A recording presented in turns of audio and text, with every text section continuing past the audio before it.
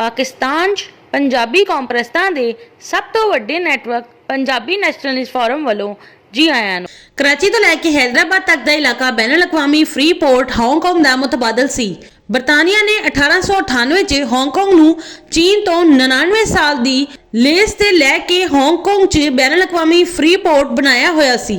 1997 च हांगकांग दी लेस खत्म हो रही सी, लेकिन बैनुल अक़वामी कंपनियां ने अपने दफातर 1990 तो ही हांगकांग दे बजाय मुतबादल मुकाम ते मुंतकिल करना शुरू करने सी, ताकि 1997 तक मुतबादल मुकाम ते अपने दफातर दा नज़मो नस्क जमा लैन। साउथ एशिया, सेंट्रल एशिया ते मिडल ईस्ट दे संगम ते वाकिया होण अफरादी कुवत, खाम माल ते बेहतरीन समुद्री हदूद दी वजह तो हांगकांग दे बाद बैनुल अक़वामी फ्री पोर्ट दे तौर ते मुनासिब मुकाम कराची तो लैके हैदराबाद तक दा इलाका सी।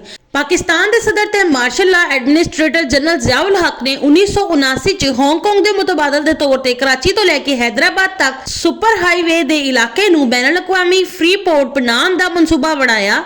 इस मकसद दे लई सुपर हाईवे ते कराची हैदराबाद दे दरमियान नूरियाबाद दे नाम तो एशिया दा सब तो वड्डा सनअती जोन बनाना शुरू कीता। ज़राई ते डेयरी फार्म सुपर हाईवे ते जमीना दी लेस दीती गई। कराची च सुपर हाईवे ते स्कीम 33 दे नां तो रिहायशी इलाका बनना शुरू हो गया सी। हैदराबाद च सुपर हाईवे ते गुलशन शहबाज दे नां तो रिहायशी इलाका बनना शुरू हो गया सी, लेकिन भारत, दुबई, बरतानिया समेत कुछ दीगर मुमालिक हांगकांग दे बाद पाकिस्तान च बैनुल अक़वामी फ्री पोर्ट दा बनना अपने मुफाद दे खिलाफ समझदे सी। जनरल ज़ियाउल हक ने पाकिस्तान च बैनुल अक़वामी फ्री पोर्ट बनाने दे मंसूबे ते काम शुरू किया होया सी, जद के पाकिस्तान च बैनुल अक़वामी फ्री पोर्ट दा बनना अपने मुफाद के खिलाफ समझण वाले पाकिस्तान च बैनुल अक़वामी फ्री पोर्ट बनाने दे मंसूबे नूं नाकाम बनाने दे लई सरगर्म सी। इस मकसद दे लई डीही सिंह च डाकू राज कायम किया गया। कराची ते हैदराबाद च मुहाजिर कौमी मूवमेंट MQM दा क्याम अमल च लियाया गया। डीही सिंह च 1983 च PPP दी शुरू की गई।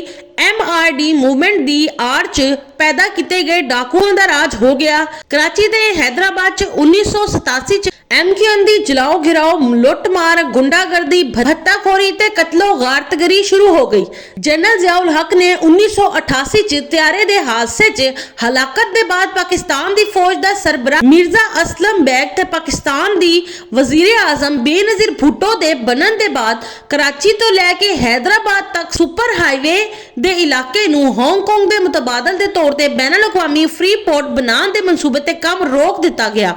कराची ते हैदराबाद च MQM दी कत्लो गारतगरी, डीही सिंह च डाकुआं दा राज ते पाकिस्तान च बैनुल अक़वामी फ्री पोर्ट बनन दा मंसूबे ते काम रोकण दा नतीजा यह निकलिया कि 1990 तो बाद हांगकांग तो मुंतकिल हो के कुछ बैनुल अक़वामी कंपनियां ने अपने दफातर सिंगापुर, मलेशिया ते बांग्लादेश च बना लए।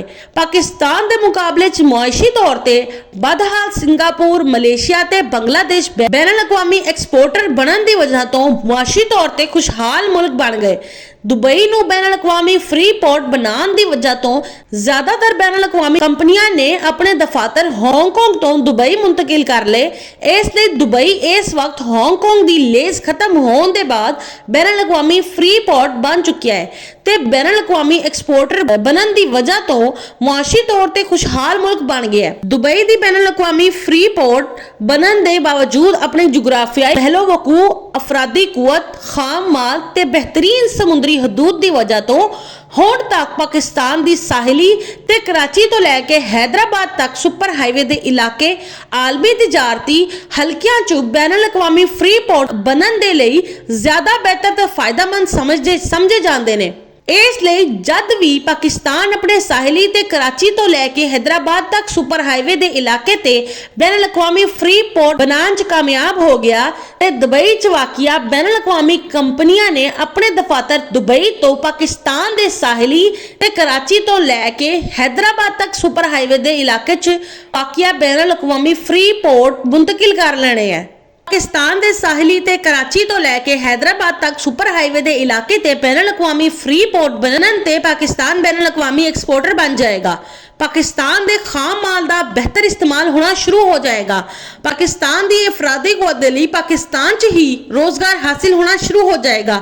ਪਾਕਿਸਤਾਨ ਦੀ ਮੁਈਸ਼ਤ ਮਜ਼ਬੂਤ ਹੋਏਗੀ ਤੇ ਪਾਕਿਸਤਾਨ ਇੱਕ ਖੁਸ਼ਹਾਲ ਮੁਲਕ ਬਣ ਜਾਏਗਾ।